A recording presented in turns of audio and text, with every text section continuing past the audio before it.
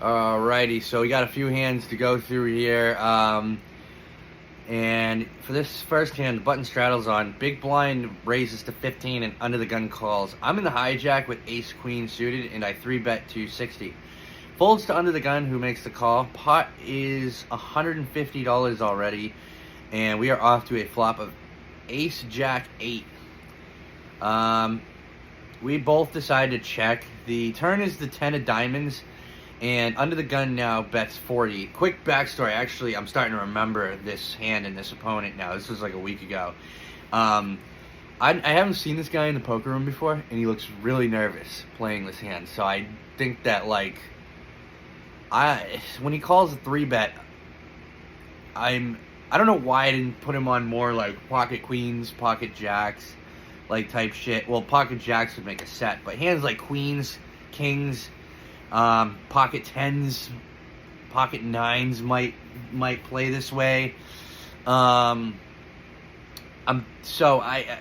for some reason in the moment I'm putting him on ace king, and yeah, I gotta use a wider scope when I'm thinking about these things, because now I'm scared that we're losing, and I'm playing this maybe a little too tight, a little too nitty, and so anyways, I make the call. Look, we got Sophie's in here. Hi, baby. And I call. He bets 40. I call. Pot is 230 now, and the river is the 5 of spades. And now he goes into the tank, and it feels like he doesn't even know that it's his turn right now. So eventually I asked him, I was like, I'm sorry, did you check? And I'm happy to check back if he did, right? He says, no, I'm still thinking.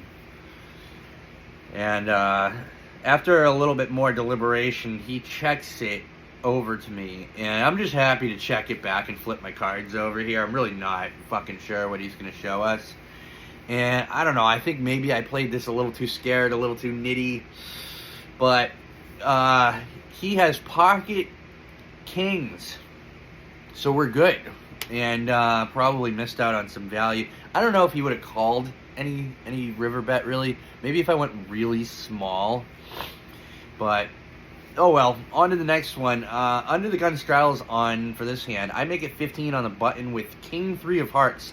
Small blind, big blind, middle position, and hijack all call. So we have position on all these people. And I'm familiar with all these opponents, and they're probably playing some pretty weak ranges here. The pot is already $65, and the flop is ace 3-4. So we have bottom pair here, and a dream, basically. Ow! Fucking Sophie just bit me. Thanks. Can you not do that? It just bit my knee. What was up with that? That's never happened. What is wrong with you? Alright. So yeah, pot is $65, and yeah, ace 3-4 is the flop. Big blind, let's call this guy Stabby Steve, because this guy is constantly stabbing, just trying to steal pots. I've noticed this a lot. He donks for $10 into the pot of 65, and I'm going to treat this like a check for the most part. And I noticed that he's staring me down. There's like 4 or 5 people in this pot, right? And he's staring at me after, like, I look over after he makes this bet, and there's people that act between us, and he's staring at me. Like, what the fuck? I fucking hate that. I can't stand it when people are trying to stare you down and intimidate you, trying to, like, gain information. Like, I see some of these guys that just, you see this a lot. They're like these big live tells guys, and I just don't think that there's anybody playing 1-2 that's getting any serious live tells for the most part. It's just hilarious to me, honestly. And this is not going to work on me here, I'll tell you. Middle position calls, hijack calls. I'm going to be calling here with bottom pair, knowing that I'm definitely not in the lead right now. But this pot's going to get big, and we're going to try to win it anyways. And the pot is 100 now. Turn is the 8 of diamonds, and now the big blind checks. It checks all the way to me, and I am definitely going to be hitting the gas here. I bet $40, and middle position call, so the big blind got out of the way. not really surprised there. And so yeah, now the pot is 180 and the river is the queen of clubs. We have about $225 left. The pot's 180. I think this is just enough to get this through as a bluff, and I say bluff because we're not beating any value. And I do think his range is weak enough that, like, even if he has an ace, he's going to be afraid of, like, ace king or whatever. And you know, he's definitely capped. Like, he can't, the strongest hand he can have here is like ace 9 suited or some shit maybe. And I decided it's profitable enough to go for it, even though stack size is a little bit weird here. I rip it all in, and thankfully he does decide to fold. And I should have showed this bluff, but that would have been funny. But I think I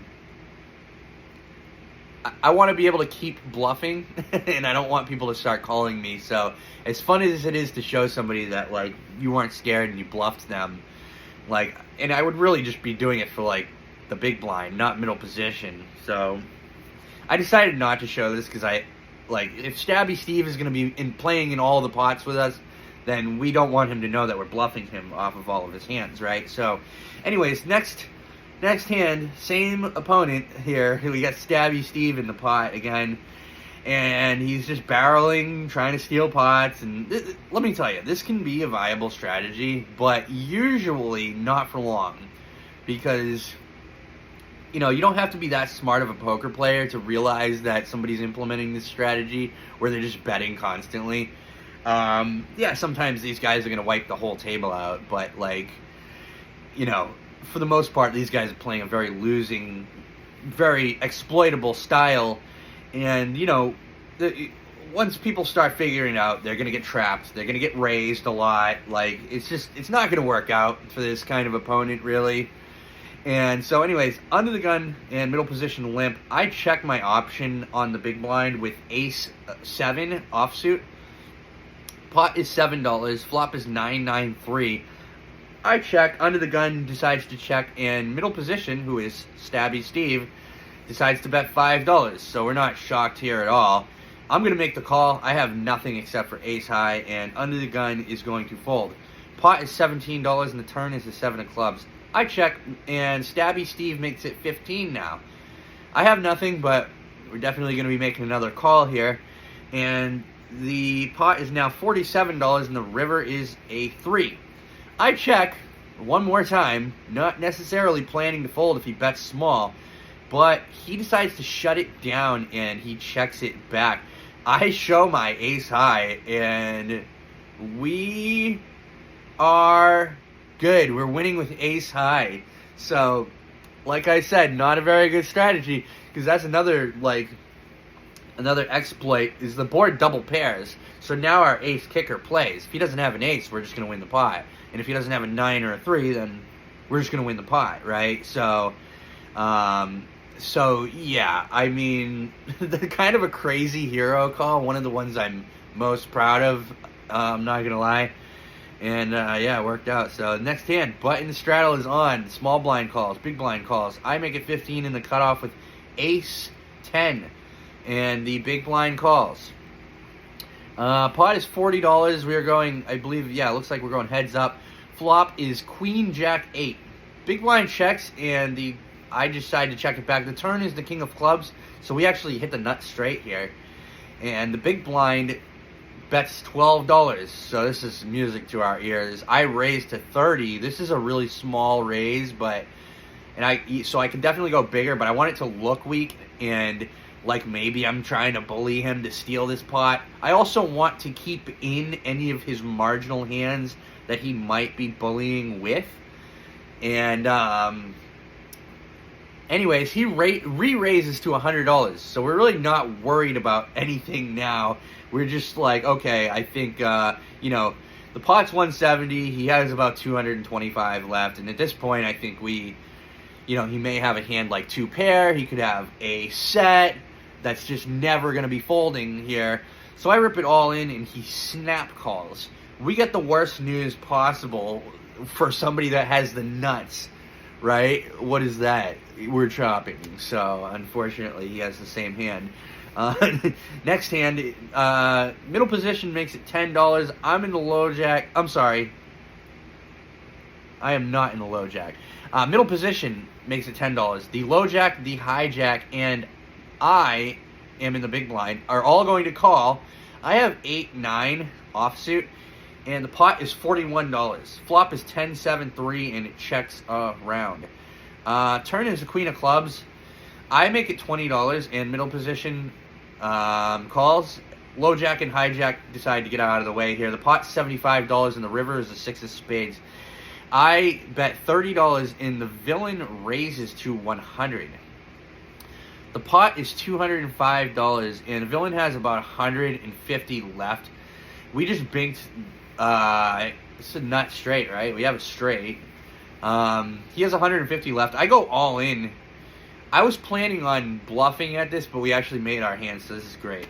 And he snap calls, showing a set of tens. So pretty good thing we got there, huh? Because, like, at no point did we ever think that this guy was uncapped after like, the flop, right? So he got a fairly dry board, decided to slow play his set. He checked the flop, just called on the turn as the board got wetter and wetter, and allowed us to catch up by the river. Like I said, ironically, it's actually a good thing I got there, because I was going to empty the clip on this river, honestly. Like, I just thought that this guy was fucking capped. Like, thank God we got there.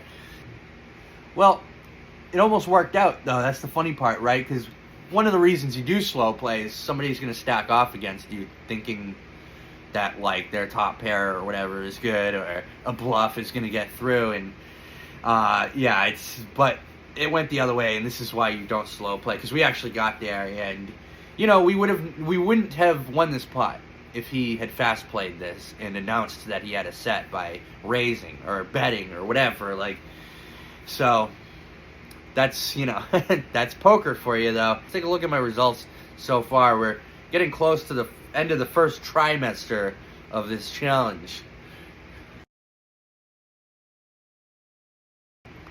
Alright, I actually do have a couple more hands that one of them I remember off the top of my head, and so it's really, the details aren't even that important. It's just that this guy's opening to like $15, $20 before every flop, even with no limpers, no dead money.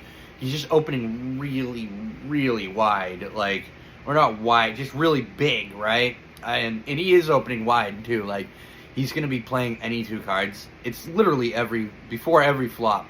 I noticed that this guy's opening pretty big, and so he's not positionally aware. He's just playing a super duper weak range here, in my opinion, right? So before we know it, we're playing almost every hand because I'm just bluffing this guy's ass off. And the first time I bluffed him, I went with a really big overbet just to make sure he would fold. And as he folded, he was like, "You're welcome to play in my home game anytime."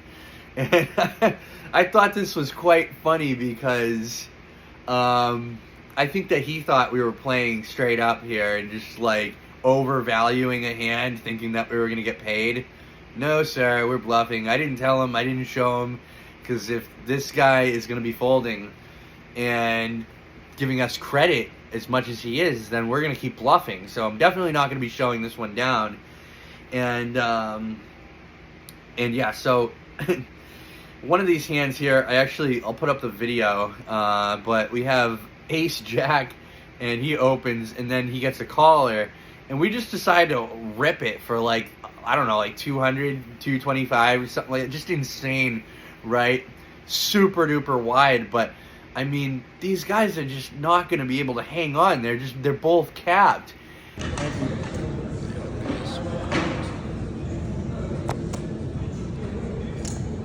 Well, all in. I mean, look at that. I didn't even think about it. I'm just like, I'm all in.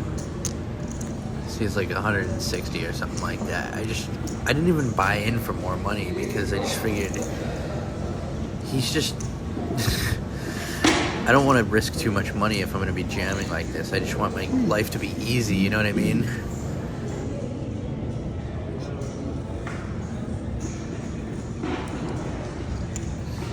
dude literally leaves the table. Yeah, buddy. Let's go. Oh, that's funny. I show it too. That's the best. Savage. That guy raises before every single fucking hand. He's gonna go nuts. He's gonna go nuts. Nuts on his ass. The dealer actually started laughing at that. And so you'll see they in the video they both decide to fold, and we're kind of just stealing here. But yeah, I mean, I did this for a little while because I lost a chunk of my stack, and I was like, I'm not even gonna buy in for the cap. I'm just gonna be ripping it before a lot of flops, honestly. And it was quite fun. I think we lost like $40 for the night, which is like pretty good, honestly, because it started out bad, and then we end up at this table with this horrible opponent. And yeah, so the EV was definitely positive, and you know, it's just a high variance situation, but we were stealing a lot of pots that we probably weren't fully entitled to, and so it's kind of hard to lose for any real length of time at these stakes where people are just playing scared, and that's really the bottom line. I mean, you know, I got home from my blackjack trip. I don't want to play blackjack anymore. It just doesn't really interest me. It's too much work, too much driving, and now I'm like thinking I got to get a job. I'm pretty sure I won't be needing a job with the way things are going. So, yeah, this is pretty exciting news for me. I mean, I'm very overall. I'd say that I'm doing pretty well. I'm feeling pretty optimistic, pretty happy that this is what I get to do. You know, so. It's just kind of funny because, like, I studied game theory a little bit, and then, like, I realized that people at live poker are not playing anywhere near game theory. Like, they are so bad, and they have such incredible tendencies that are so far from what I would even imagine to be a normal strategy that, like, I'm just playing exploitative. I'm not trying to play, like, a normal strategy at all. I'm trying to... Depends who's in the pot. Like, I'm literally playing against who's in the pot, and I'm exploiting them maximally for what they're doing wrong, which is pretty easy to figure out since it's so egregious usually.